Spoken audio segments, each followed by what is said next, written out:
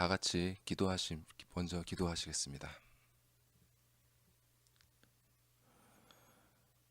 자비와 은혜가 풍성하신 하나님, 이 시간 우리 모두에게 당신의 은혜가 필요합니다.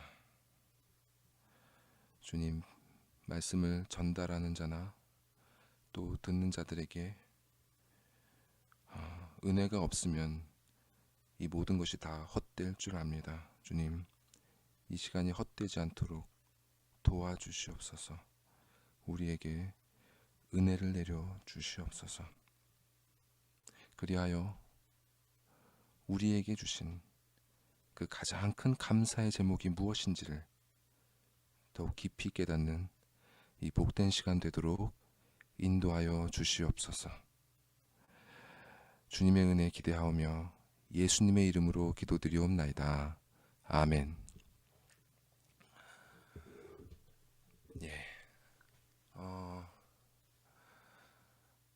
하나님에 대한 이야기로 오늘 말씀 시작하고자 합니다. 성경에 증언하는 하나님은 스스로 존재하시고 완전하신 분입니다. 어려운 말로 자충족하시다고 하죠. 스스로 모든 것이 완전히 충족되시기에 당신 자신 외에 그 밖에 무엇이 필요하지 않은 분이란 뜻입니다. 하나님께서는 출애굽기에서 모세에게 처음 나타나셨을 때 자기 자신에 대해 이렇게 말씀하셨습니다. 나는 스스로 있는 자니라. 다른 것들처럼 적절한 조건이 갖추어져야 존재할 수 있는 그런 존재가 아니라 스스로 존재하는 분이란 뜻입니다. 사도행전에서 바울은 또 하나님에 대해 이렇게 이야기합니다. 우주와 그 가운데 있는 만유를 지으신 신께서는 천지의 주제시니 손으로 지은 전에 계시지 아니하시고 또 무엇이 부족한 것처럼 사람의 손으로 섬김을 받으시는 것이 아니니 이는 만민에게 생명과 호흡과 만물을 친히 주시는 자이심이라. 그분은 무엇이 부족한 것처럼 사람의 손으로 섬김을 받지 않으십니다. 이처럼 하나님께서는 홀로 완전히 자족하시는 분입니다. 흔히 이야기되는 것처럼 하나님께서는 외로우셔서 이 세상을 창조하신 것이 아닙니다. 기독교의 하나님은 고독하게 외로이 거하시는 분이 아니라 삼위일체의 풍성한 사랑의 교통 가운데 계신, 아니 사랑 그 자체이신 한 분 하나님이십니다. 이런 하나님께서 세상을 창조하셨습니다. 그리고 그 세상 가운데 인간을 두시길 기뻐하셨습니다. 그분은 전혀 그러실 필요가 없으심에도 그렇게 하셨습니다. 이것이 우리에게 베푸신 은혜의 시작입니다. 우리가 존재한다는 것 자체가 그분의 은혜입니다. 이렇게 우리를 향한 하나님의 은혜는 우리를 창조하시고 존재토록 하신다는 사실에서 우리에게 가장 먼저 다가옵니다. 그리고 하나님께서는 이렇게 우리 인간을 창조하셨을 뿐만 아니라 아담을 대표로 해서 모든 인류와 언약을 맺으셨습니다. 당신의 말씀에 순종하면 영원한 생명을, 그러나 순종하지 아니하면 반드시 죽음의 형벌을 받는다는 언약이었죠. 이것이 바로 행위 언약입니다. 사실 이런 언약은 어느 정도 대등한 대상과 맺는 것입니다. 창조주이신 하나님께서는 피조물인 인간과 이런 언약을 맺으실 필요가 전혀 없었습니다. 성경은 하나님께서는 토기장이요 우리는 그릇이라고 여러 곳에서 비유하는데요. 토기장이가 어떤 그릇을 만들면 그 그릇을 어떻게 할지는 전적으로 그 토기장이의 마음입니다. 시장에 갔다가 팔든지 집에서 음식을 담을 때 쓰든지 아니면 쓰레기통으로 사용하든지 토기장이는 자신이 원하는 대로 자기가 만든 그릇을 사용하면 그만입니다. 이와 같이 피조물은 피조물이라는 사실 자체만으로도 창조주의 뜻에 따르는 것이 마땅합니다. 피조물이 창조주의 뜻에 따른다고 해서 창조주가 대가로 무엇을 해주어야 할 이유는 전혀 없는 것입니다. 그럼에도 불구하고 하나님께서는 인간을 창조하시고 그들과 언약을 맺으셨습니다. 이것을 행위 언약이라고 부르지만 이렇게 그들과 언약을 맺으셨다는 것 자체가 이미 은혜인 것입니다. 사람들은 이 사실을 잘 모릅니다. 대부분의 사람들이 행위 언약을 당연한 것으로 여깁니다. 제가 탕자의 형에 대한 이야기를 나누면서 이런 말씀을 드린 적이 있었죠. 그는 자기가 행한 것만큼 아버지께 보상을 받지 못했다고 생각했기 때문에 화가 나 있었습니다. 행위에 따른 보상의 메커니즘, 자기가 한 것만큼 보상을 받는 것이 마땅하다는 생각, 이런 생각은 모든 인간의 뇌에 디폴트, 즉 기본으로 설정되어 있습니다. 그래서 사람들은 하나님도 자신들을 그렇게 대하시는 것이 마땅하다고 여깁니다. 하지만 의로우신 하나님께서 세상을 창조하시고 주관하신다는 사실, 그리고 그 하나님께서 우리에게 주신 언약 자체가 이미 은혜라는 사실, 이 사실을 깨닫는 것이 바로 인생의 근본적인 문제를 해결하는 지혜입니다. 성경 욥기에서 가르쳐주는 교훈이 이것이죠. 하나님께서는 욥이 던지는 그 고통에 대한 질문들에 대해서 직접적으로 답해주지 않으셨습니다. 그저 당신이 온 세상을 창조하시고 다스리시는 하나님이심을 드러내십니다. 그리고 리워야단이라는 동물을 묘사하시면서 이런 말씀을 하십니다.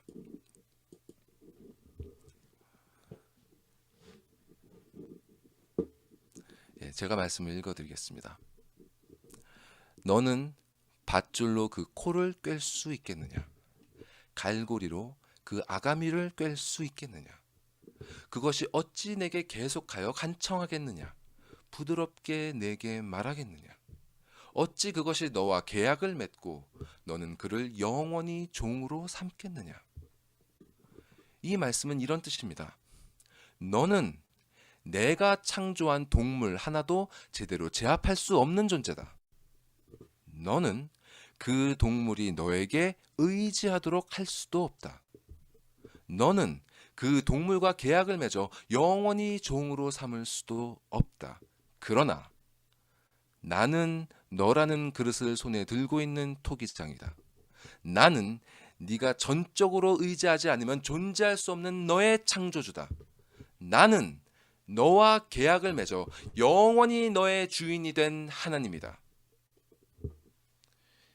이것이 바로 욥기가 우리에게 주는 지혜입니다. 그리고 욥이 던졌던 인생의 모든 문제는 이 말씀 앞에 종결되었습니다. 그러나 사람들은 이 지혜를 모릅니다. 머리로 아는 사람들은 많지만 이 지혜가 참된 지식이 되어서 정말 하나님의 피조물로서 또 그분을 주인으로 인정하며 사는 사람들은 매우 드뭅니다. 또 그렇게 산다고 해도 욥이 그랬던 것처럼 하나님 앞에 죄를 짓는 일을 피할 수 있는 사람은 아무도 없습니다. 인류를 대표했던 아담 이래로 모든 사람들이 은혜로 주신 행위 언약을 지키는 데에 실패한 것입니다. 이제 모든 인간은 하나님과 맺은 언약에 따라 영원한 죽음을 형벌로 받아 마땅합니다. 그렇게 모든 인류를 멸하신다고 해서 하나님이 비난을 받으셔야 할까요? 아니죠. 오히려 인류를 멸하지 않으신다면 하나님의 공의로우심이 손상을 받을 것입니다. 인류는 하나님을 대리하여 만물을 다스리는 청지기로 부름을 받았습니다. 그러나 그들이 범죄함으로 말미암아 다른 모든 피조물들마저 죄로 오염되어 하나님께서 창조하신 그 본래의 모습을 잃어버리고 말았죠. 만일 다른 피조물들에게 말할 수 있는 입이 있다면 그들은 모두 이렇게 하나님께 항변할 것입니다. 하나님, 왜 당신의 창조 세계를 망치고 있는 저 악한 인간들을 멸하지 않으십니까? 왜 당신의 뜻을 거스르고 있는 저 더러운 그릇들을 깨뜨리지 않으십니까? 실제로 이렇게 우리를 정죄하고 있는 피조물들이 있습니다. 바로 타락한 천사인 사탄과 그의 무리들이죠. 이들 역시 우리 인간들처럼 자유의지를 가지고 자원하는 심령으로 하나님을 찬양하고 그분을 섬길 목적으로 창조되었습니다. 그러나 그들 중 일부는 거짓의 아비인 사탄을 따라 타락하고 말았죠. 그래서 하나님께서는 그들을 영원한 심판으로 정죄하셨습니다. 요한계시록에서는 이렇게 말씀합니다. 또 그들을 미혹하는, 그러니까 성도들을 미혹하는 마귀가 불과 유황못에 던져지니 거기는 그 짐승과 거짓 선지자도 있어 세세토록 밤낮 괴로움을 받으리라. 하나님께서 공평하시다면 우리 인간들도 모두 이와 같이 되는 것이 마땅합니다. 이것이 바로 사탄이 하나님께 부르짖는 항변입니다. 저들도 우리와 같이 당신에게 불순종하였으므로 저들도 우리와 같은 형벌을 받는 것이 마땅합니다. 그리고 이 말은 틀린 말이 아닙니다.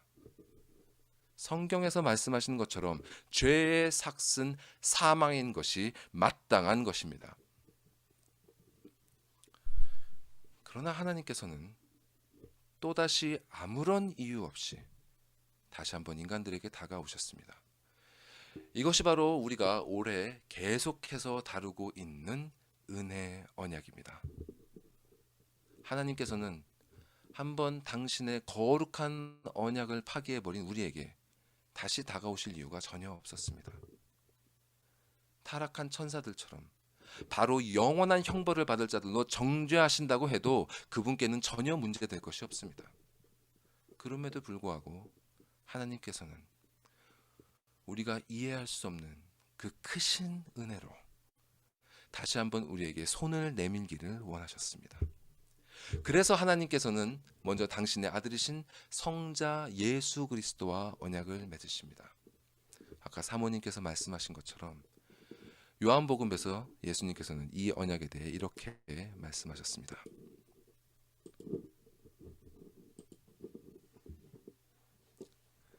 제가 말씀을 읽어드리겠습니다. 예수님의 말씀입니다. 내가 하늘에서 내려온 것은 예수 내 뜻을 행하려 함이 아니요 나를 보내신 이의 뜻을 행하려 함이니라. 나를 보내신 이의 뜻은 내게 주신 자 중에 내가 하나도 잃어버리지 아니하고 마지막 날에 다시 살리는 이것이니라. 내 아버지의 뜻은 아들을 보고 믿는 자마다 영생을 얻는 이것이니 마지막 날에 내가 이를 다시 살리리라 하시니라. 내게 주신 자 중에 내가 하나도 잃어버리지 아니하고 마지막 날에 다시 살리는 것. 이것이 바로 성부 하나님과 성자 하나님께서 맺으신 언약이었습니다. 성부 하나님께서는 당신께서 선택하신 사람들을 성자 하나님의 소유로 주셨습니다. 그리고 성자 하나님이신 그리스도 안에서 당신께 택함을 받은 그 사람들과 은혜의 언약을 맺으셨습니다. 이를 가르쳐 그 아래 에베소서에서는 이렇게 말씀합니다. 우리 에베소서 말씀을 함께 읽어보겠습니다. 시작.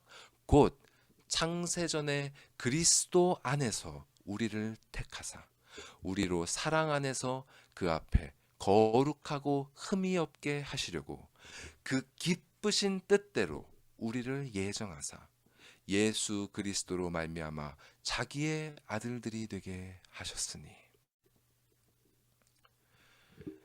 이것이 택한 자들에게 주신 하나님의 은혜의 언약입니다. 그들이 존재하기도 전에, 심지어 세상이 존재하기도 전에 하나님께서는 아무런 이유 없이 오직 은혜로 그들을 선택하시고 그들과 언약을 맺으셨습니다. 이제 역사 속에서 하나님께서는 당신의 언약을 성취하기 위해 일하십니다.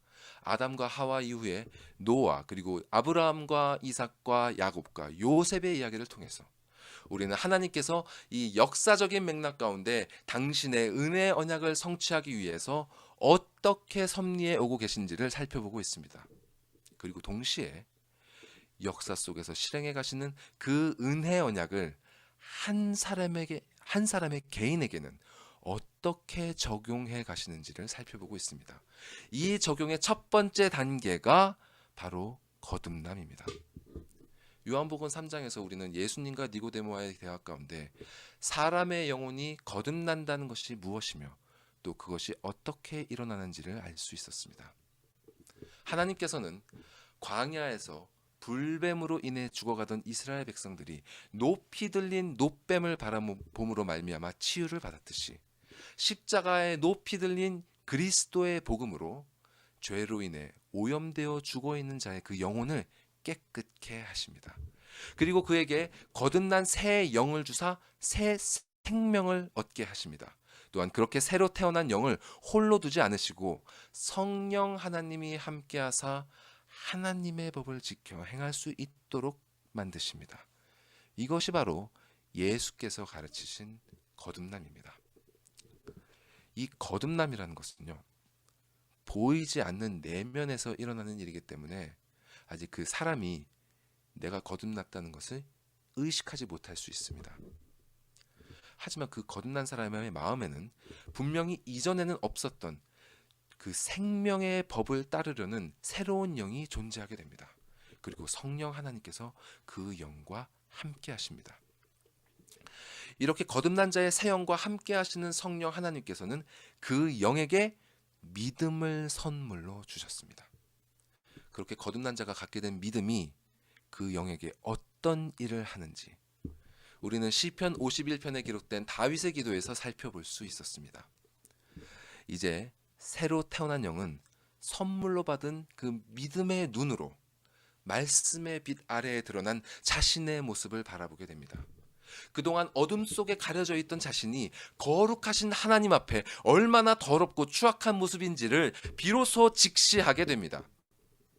이 모습을 본 사람은 다윗처럼 하나님 앞에 무릎을 꿇고 내게 은혜를 베풀어 주소서, 내 죄악을 지워 주소서 하며 부르짖을 수밖에 없습니다. 이렇게 은혜를 간구할 수 있다는 것 역시 은혜로 말미암은 것입니다. 오직 은혜를 받은 자만이 자신의 죄를 통회하며 상한 심령으로 하나님의 자비를 구하게 됩니다. 그리고 하나님의 사자와 씨름을 하다가 허벅지 관절이 위골된 야곱이 필사적으로 그를 붙들고 매달리듯이 회개하는 죄인은 자신을 살려주실 분은 오직 그분밖에 없음을 깨닫고 그분께 매달리게 됩니다. 그분께서 약속하신 그 생명줄 예수 그리스도께 매달리게 되는 것입니다. 이것이 바로 믿음의 첫 걸음으로서 거듭난 자가 자신이 얻은 새 생명을 처음으로 인식하게 되는 회심입니다. conversion. 이렇게 믿음은 거듭난 자의 지성을 새롭게 하여 하나님과 자신을 아는 참된 지식을 깨닫게 합니다. 그리고 믿음은 그의 감정을 새롭게 하여 그 지식에 합당한 감정, 즉 상하고 통회하는 심령을 갖게 합니다. 그리고 믿음은 그의 의지 역시 새롭게 하여 이렇게 상하고 통회하는 심령으로 자비로우신 하나님을 붙들도록 합니다. 이렇게 믿음으로 자비를 간구하는 자들을 하나님께서는 외면하지 않으시고 그 은혜의 언약의 유익들을 베푸시는데요. 그 유익들 중 바로 첫 번째가 칭의입니다. 칭의. 의롭다고 칭한다. 의롭다고 일컫는다. 곧 이 말은 하나님께서 자신의 죄를 고백하고 자비를 구하는 자들에게 그들의 죄를 용서하시고 그들을 의롭다고 인정해 주신다는 뜻입니다. 이 말의 의미가 여러분에게는 어떻게 느껴지십니까? 하나님께 의롭다고 인정받는 것이 여러분의 영혼에 또 여러분의 삶에 어떤 의미가 있습니까? 스스로 의로움을 갖고 있는 사람에게 칭의는 별 의미가 없을 것입니다. 자기 자신이 세상 앞에서 그리고 하나님 앞에서 어느 정도 떳떳하다고 여기는 사람들에게 칭의는 별로 필요가 없는 것입니다. 스스로를 기독교인이라 여기든 그렇지 않든 상관없습니다. 행위에 따른 보상이 당연하다고 여기면서 자기 자신이 하나님 앞에 그리 거리낄 것이 없는 것처럼 살아가는 그런 탕자의 형과 같은 사람들이 기독교 안에 얼마나 많은지 모릅니다. 그러나 자신이 하나님 앞에 어떤 존재인지를 진정으로 깨달은 사람에게 칭의는 그 무엇과도 바꿀 수 없는 소중한 보물입니다. 우리 교회에서 예전에 같이 읽었던 결혼신학의 저자 존 파이퍼 목사님은 칭의를 가리켜 기독교 교리에서 최고의 주제이며 칭의 교리가 얼마나 크고 유용하며 장엄한지를 이해하는 사람에게는 다른 모든 것들이 사소하고 무의미하게 변할 것이라고 했습니다. 또 종교개혁을 선도했던 마틴 루터는 자신이 칭의의 진리를 깨닫는 순간 열린 문을 통해 낙원으로 들어간 것 같았다고 고백했습니다. 여러분은 이런 고백들이 이해가 되십니까? 공감이 되십니까? 이런 말들이 전혀 이해되지 않을 수도 있습니다. 아니면 이해는 되지만 공감은 되지 않을 수도 있습니다. 이해도 되고 공감도 되지만 이러한 고백이 현재형이 아니라 과거형인 분들도 있을 것입니다. 이렇게 이러한 고백이 현재가 아닌 모든 분들은 오늘 하나님께서 보여주시는 이 장면에 주목하셔야 합니다. 물론 지금 영혼 속에서 이러한 고백들이 흘러나오는 분들에게 이 장면은 그 감사의 고백을 더욱 넘치게 해줄 것입니다. 그 장면이 바로 오늘 사모님께서 아이들에게 전해주신 지금으로부터 2000년 전 예루살렘의 골고다라는 언덕에서 벌어진 바로 그 일입니다. 그 언덕에서 세 사람이 십자가에 못 박혔습니다. 한 사람은 우리 모두가 잘 아는 것처럼 예수님이시고, 두 사람은 이름이 알려져 있지 않은 죄수들입니다. 누가복음에서는 이 두 사람을 가리켜 행악자라고 불렀습니다. 이 말은 범죄자, 즉 죄를 지은 사람을 일컫는 말입니다. 마태복음과 마가복음에서는 이들을 강도라고 했습니다. 강도는 협박을 하거나 폭력을 사용해서 남의 것을 강탈하는 사람이죠. 즉 이들의 마음에는 폭력성과 탐심이 있었습니다. 그 마음이 부패함으로 인해서 부정한 성향이 있었던 것입니다. 또한 이들은 원래 예수님이 아니라 바라바라는 사람과 함께 십자가형을 받을 사람들이었습니다. 성경은 바라바를 가리켜 밀란을 꾸미고 그 밀란 중에 살인을 하고 체포된 죄수라고 설명하고 있습니다. 밀란을 일으켰다는 것은 당시 이스라엘을 다스리고 있던 로마 제국에 대하여 반란을 일으켰다는 것이죠. 이렇게 반란을 일으킨 죄수와 함께 처형될 자들이었다는 사실은 그 강도들 역시 이러한 죄를 지었을 가능성을 말해주고 있습니다. 게다가 당시 처형 방법 중에서도 가장 잔인하고 끔찍해서 최악의 범죄자들이나 노예들에게만 선고되었던 그 십자가의 형에 처해졌다는 사실은 그들이 지은 죄의 심각성을 짐작하게 합니다. 즉 그들은 반역죄 혹은 그와 비결된 만한 무거운 죄를 저지른 자들로 여겨졌습니다. 여러분, 반역과 부정한 성향과 죄, 믿음에 대한 지난 설교를 들으신 분들은 기억하실 것입니다. 이는 다윗이 시편 51편에 고백했던 바로 죄의 세 측면들입니다. transgression, iniquity, sin. 즉 십자가에 달린 두 강도나 왕궁에 있었던 다윗이나 사실상 하나님이 보시기에는 전혀 다를 바가 없다는 뜻입니다.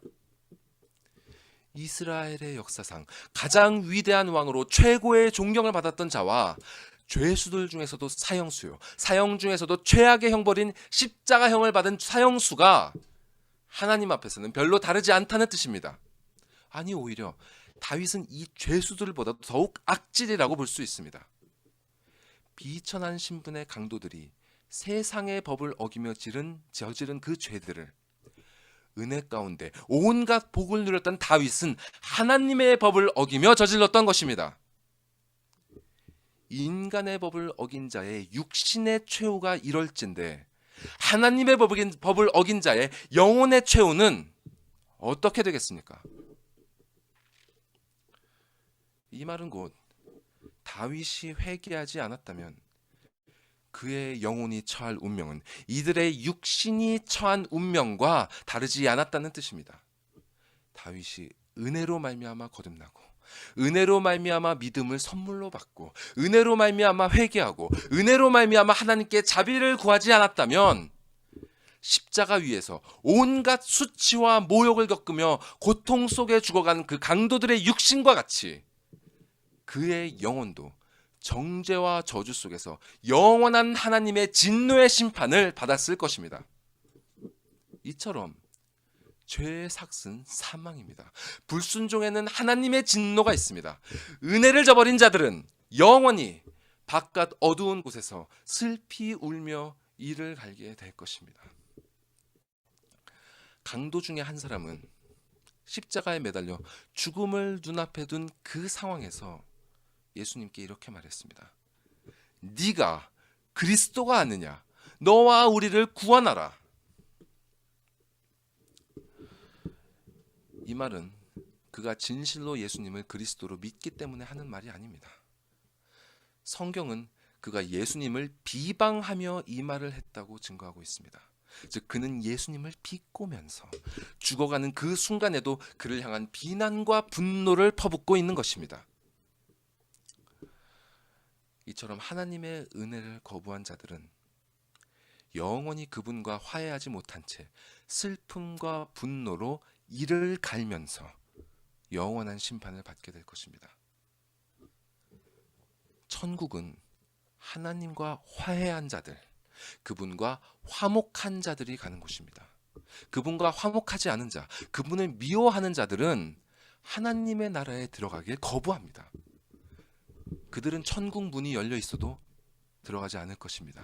그들이 원하는 낙원은요, 하나님이 없이 자신들이 왕이 되는 그런 곳입니다. 그러나 하나님께서 창조하신 이 세상에 그런 곳은 존재하지 않습니다.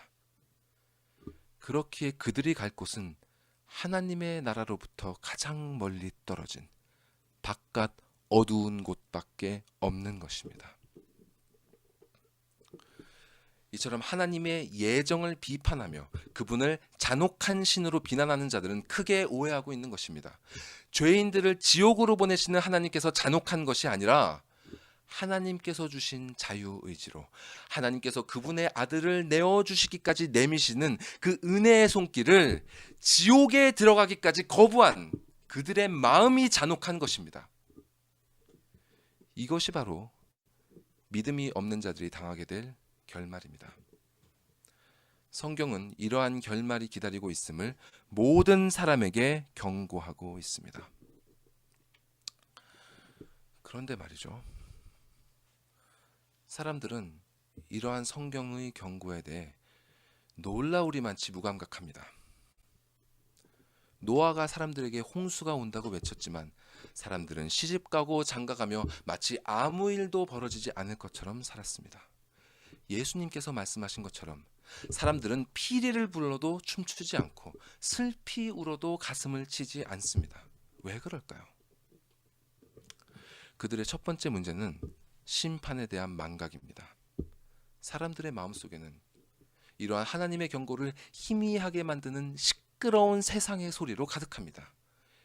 이 소리들은 우리에게 다가올 마지막 날의 현실을 망각하게 합니다. 우리들은 자기 앞에 연이어 닥치는 크고 작은 문제들의 마음을 빼앗겨서 장차 다가올 가장 중요한 문제는 그냥 방치해버립니다. 그러기가 너무 쉽습니다.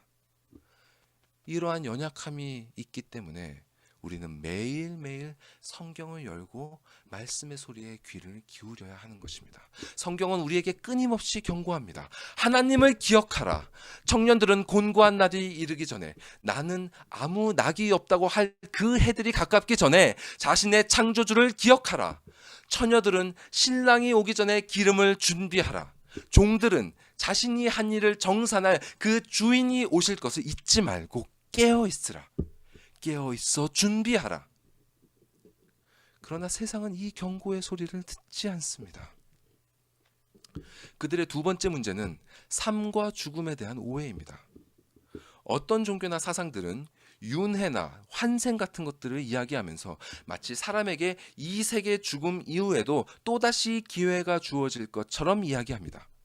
지난 생의 업보를 이 생에서 갚을 수 있으며 이 생의 잘못을 다음 생에서 만회할 수 있다고 여기죠. 그렇게 생각하면 우리는 급할 것이 없습니다. 방향만 바르게 잡는다면 생은 끊임없이 이어질 것이며 영혼은 점점 진보하여 결국 해탈에 이를 것입니다. 여기에는 시작도 없고 끝도 없는 영원한 순환만이 있을 뿐입니다. 그러나 그것은 삶에 대한 그릇된 해석입니다. 성경은 우리에게 분명히 시작과 끝이 있음을 말해줍니다.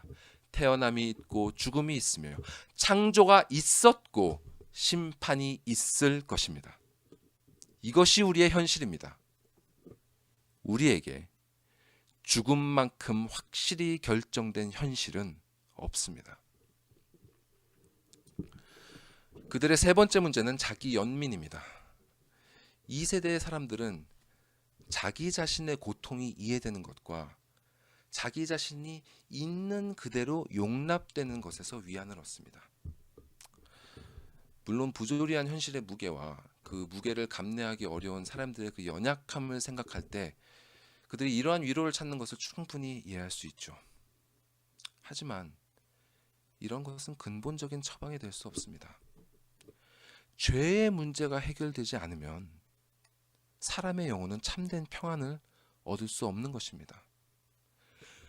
그 누구 못지않게 삶 속에서 고통을 겪은 욥이 얻은 참된 위로는 자기 자신이 용납받는 것이 아니라 하나님 앞에 자신의 죄를 회개하고 그의 창조주를 인정하는 데에 있었습니다.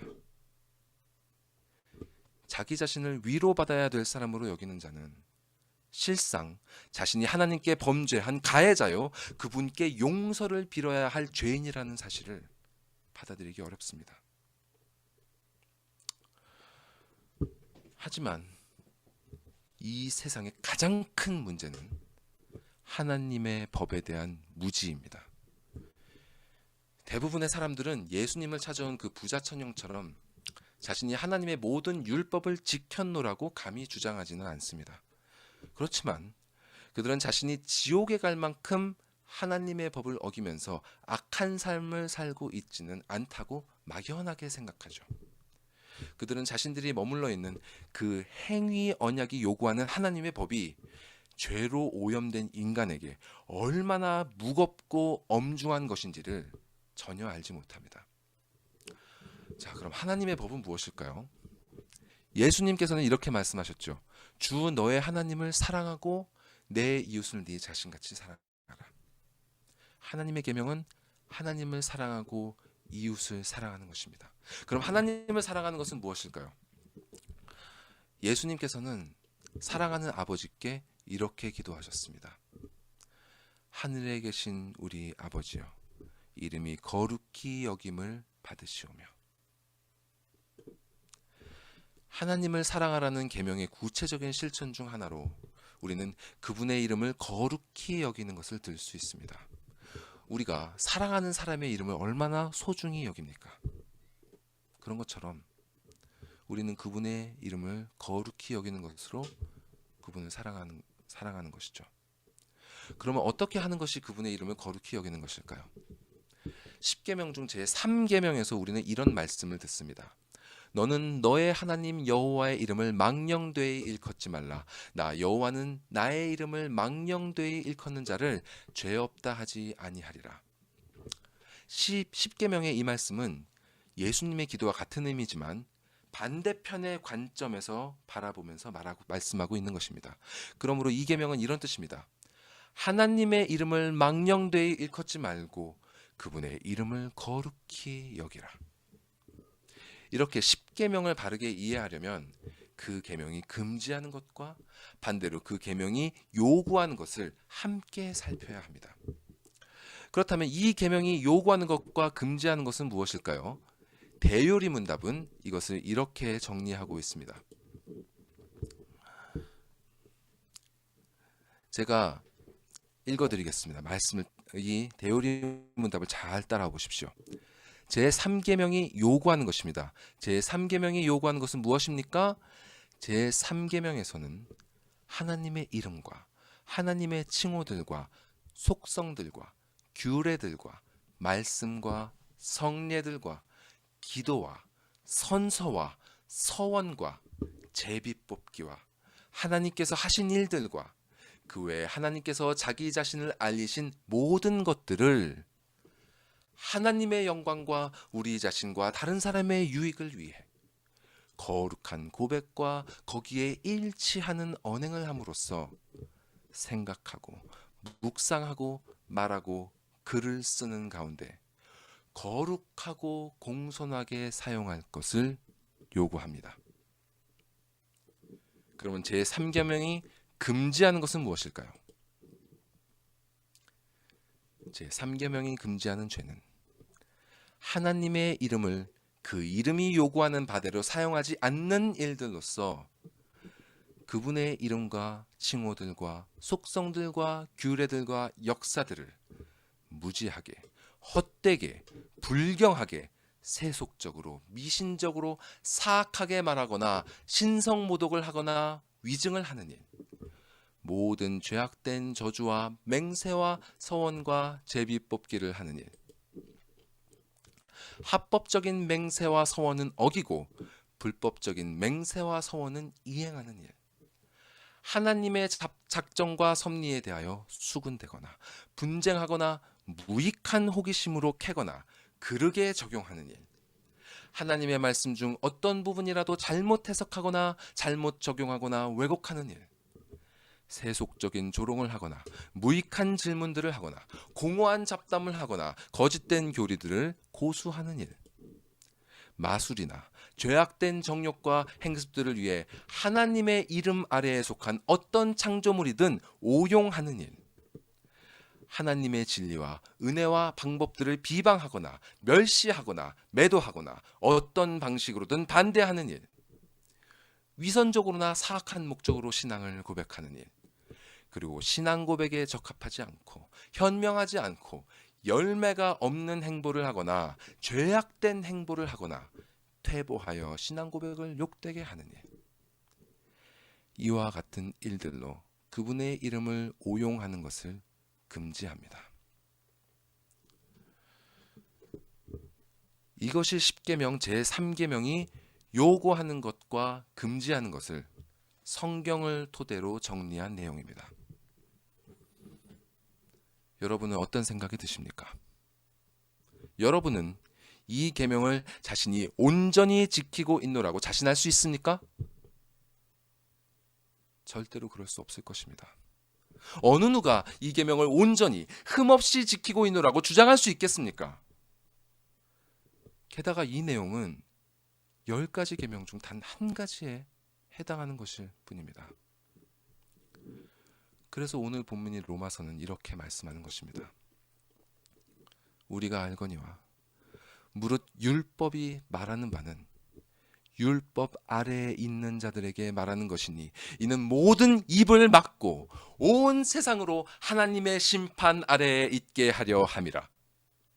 그러므로 율법의 행위로 그의 앞에 의롭다 하심을 얻을 육체가 없나니 율법으로는 죄를 깨달음이라. 아무도 율법을 지킬 수 없습니다. 아무도 행위 언약을 지킬 수 없습니다. 아무도 율법의 행위로 하나님 앞에 의롭다 하심을 얻을 수 없습니다. 오히려 율법은 모든 사람을 정죄합니다. 모든 사람이 이렇게 율법을 어기고 죄를 범했기 때문에 하나님의 영광에 이르지 못한 것입니다. 여러분, 율법을 몰랐다는 것은 핑계가 될 수 없습니다. 로마서 2장이 지적하고 있는 바와 같이 율법이 없는 자들에게는 그 양심이 곧 그들의 정죄의 증거가 될 것입니다. 그래서 사도 요한은 단호하게 이렇게 지적하는 것입니다. 여러분, 밑에 있는 요한 1서 말씀을 같이 읽겠습니다. 시작. 만일 우리가 범죄하지 아니하였다 하면 하나님을 거짓말하는 이로 만드는 것이니 또한 그의 말씀이 우리 속에 있지 아니하니라.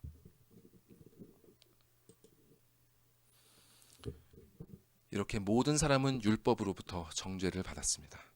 모든 사람은 반역을 저질러 거룩하신 하나님과 끊어짐으로 말미암아 마음이 부패하여 부정한 성향을 가지고 온갖 범죄를 저지르며 하나님과 원수가 된 상태입니다. 하나님의 진노의 심판이 그들을 기다리고 있습니다. 이 사실을 그들의 육신은 알지 못할지라도 그들의 영혼은 인식하고 있습니다. 그렇기에 이 문제가 해결되지 않으면 사람의 영혼은 이 삶 속에서 평안을 누릴 수가 없는 것입니다. 그들은 육신의 정욕과 안목의 정욕과 이생의 자랑으로 그들의 영혼을 진정시키려고 하지만 결국 참된 평안을 얻지 못한 채 영원한 죽음을 맞게 될 것입니다. 이것이 성경이 증언하는 하나님으로부터 의롭다 하심을 얻지 못한 모든 사람의 상태입니다. 유죄 판결을 받고 십자가의 형벌을 기다리는 강도가 하루하루를 허무하게 보내듯이 칭의를 얻지 못한 모든 사람들은 그렇게 지금도 허무한 인생을 살고 있습니다. 여기에 이렇게 항변하는 사람들이 있을 수 있습니다. 아니, 하나님은 어떻게 우리가 지킬 수도 없는 그런 율법을 주셔서 우리를 정죄하실 수가 있습니까? 하나님이 정말 선하시다면 어떻게 그런 일을 우리에게 하실 수가 있는 겁니까? 이런 항변은 두 가지 사실을 잘 모르고 하는 말입니다. 첫 번째, 원래 우리는 이 계명들을 지킬 수 있게 창조되었습니다. 우리의 첫 조상이자 대표였던 아담 부부가 첫 번째 시험에서 실패하지 않았다면 하나님의 온전한 형상으로 창조된 우리는 성령 하나님의 도우심을 받아 자원하는 심령으로 즐겁게 하나님의 계명을 지키며 살아갔을 것입니다. 계명을 지키는 것이 즐겁다는 것, 여러분 이해가 되십니까? 계명을 지키는 것이 즐거운 이유는 그 모든 계명이 바로 하나님을 사랑하는 방법이기 때문입니다. 그리고 두 번째, 오히려 하나님께서는 선하시기 때문에 타락한 우리에게 율법을 주신 것입니다. 거룩한 율법의 빛이 없으면 죄악에 물든 인간은 절대로 그리스도의 자비하심을 찾지 않을 것이기 때문입니다. 로마서 7장은 이렇게 말씀합니다. 죄가 기회를 타서 계명으로 말미암아 나를 속이고 그것으로 나를 죽였는지라. 이로보건대 율법은 거룩하고 계명도 거룩하고 의로우며 선하도다. 그런즉 선한 것이 내게 사망이 되었느냐? 그럴 수 없느니라. 오직 죄가 죄로 드러나기 위하여 선한 그것으로 말미암아 나를 죽게 만들었으니 이는 계명으로 말미암아 죄가 심히 죄되게 하려 함이라. 이렇게 율법이 없으면 우리는 죄의 실상을 볼 수 없습니다. 율법이 있기 때문에 죄가 죄로 드러났으며 우리가 사망에 이르게 되었음을 깨달을 수 있게 된 것입니다. 또한 이 율법에서 하나님은 우리를 정죄하시는 데에 그치시는 것이 아니라 그 율법에서 우리의 살 길을 또한 보여주셨습니다. 오늘 본문 로마서 3장 21절 말씀입니다. 이제는 율법 외에 하나님의 한 의가 나타났으니 율법과 선지자들에게 증거를 받은 것이라. 우리의 죄를 드러내고 사망에 이르게 한 율법 가운데에 또 다른 하나님의 의가 드러났습니다. 율법을 지키는 길로는 도저히 얻을 수 없었던 그 칭의에 이르는 또 다른 길이 나타난 것입니다. 그 길이 무엇입니까? 22절 곧 예수 그리스도를 믿음으로 말미암아 모든 믿는 자에게 미치는 하나님의 의니 차별이 없느니라. 예수 그리스도를 믿는 것, 그것이 바로 하나님으로부터 의롭다 하심을 얻을 수 있는 유일한 길입니다. 여기에는 차별이 없습니다. 신분이 어떻든, 지식이 많든 적든, 심지어 성품이 좋든 나쁘든 상관없습니다. 그리스도를 믿는 모든 사람이 하나님으로부터 의롭다 하심을 얻을 것입니다. 그러나 그리스도를 믿지 않는 모든 사람은 그분 앞에 그저 죄인일 뿐입니다.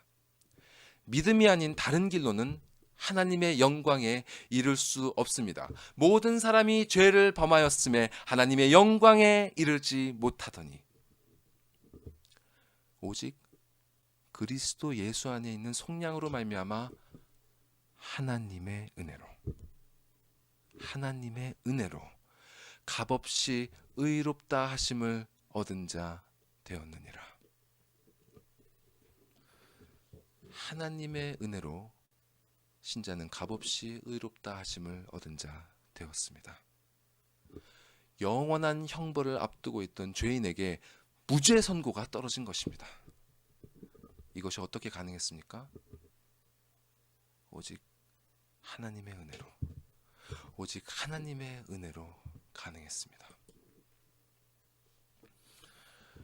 이처럼 우리가 하나님의 심판 법정에서 무죄 선고를 받는 일, 즉 칭의를 얻는 일은 처음부터 끝까지 모두 하나님의 은혜를 근거로 합니다. 여기에는 세상의 모든 사상과 종교를 지배하는 인과율이 적용되지 않습니다. 행위에 따른 보상의 메커니즘에는 은혜가 없습니다. 인과응보는 사람을 절망하게 합니다. 행위 언약은 그 안에 속한 모든 사람을 하나님의 심판 아래에 가둡니다.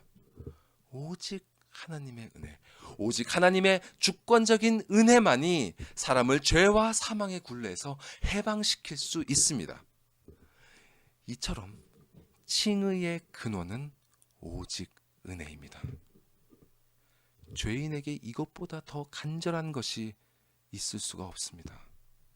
불신자에게 이것보다 더 필요한 것은 없습니다.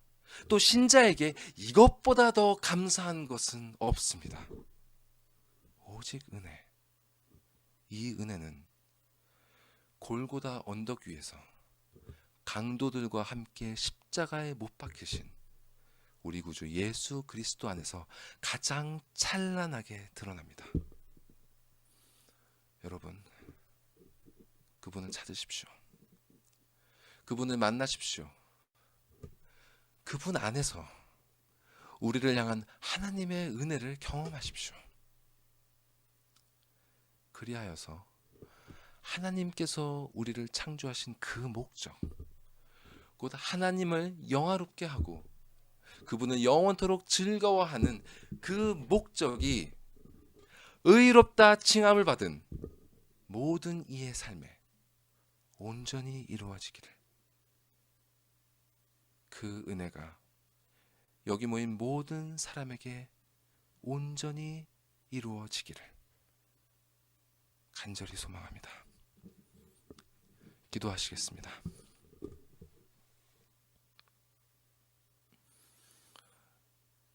은혜의 하나님, 자비의 하나님, 우리를 불쌍히 여겨 주시옵소서.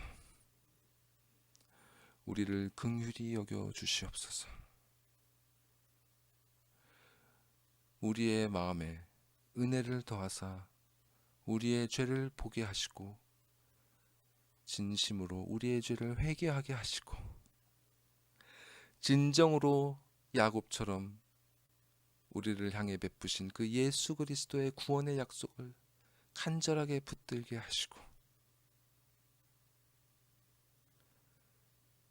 너희는 의롭다 하시는 그 칭의의 은혜를 누릴 수 있게 하여 주시옵소서. 감사절 이날 우리가 다른 모든 것들이 감사하지만 우리의 가장 큰 감사의 제목, 이 제목을 회복하길 원합니다. 당신께 우리가 감사할 수 있도록 주님 은혜의 은혜를 더하여 주시옵소서. 이 모든 말씀 우리 구주 예수 그리스도의 이름으로 기도드리옵나이다. 아멘.